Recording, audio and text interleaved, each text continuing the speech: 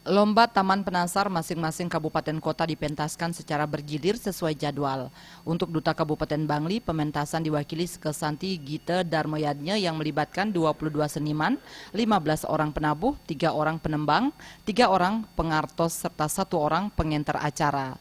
Pembina Sekesanti Gita Darmoyadnya Putu Ardana mengatakan, duta dari Bangli ini sengaja dipilih yang masih remaja sebagai generasi penerus seni budaya Bali. Menurutnya generasi muda harus diberikan kesempatan tampil karena memiliki semangat dalam berkesenian dan sebagai pelestari budaya Bali. Kami bangga kalau anak-anak muda sekarang itu mau ikut terlibat dalam seni dan budaya Bali. Kalau tidak kita yang ngewardia, melestarikan, siapa lagi.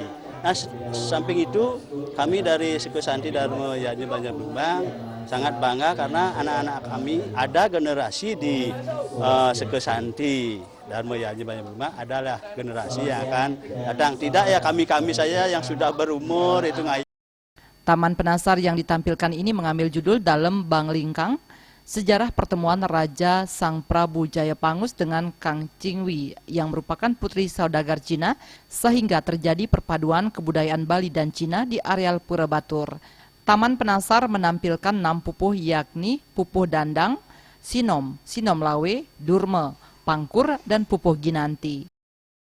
Pera Widya dan Bayudi, Bali TV.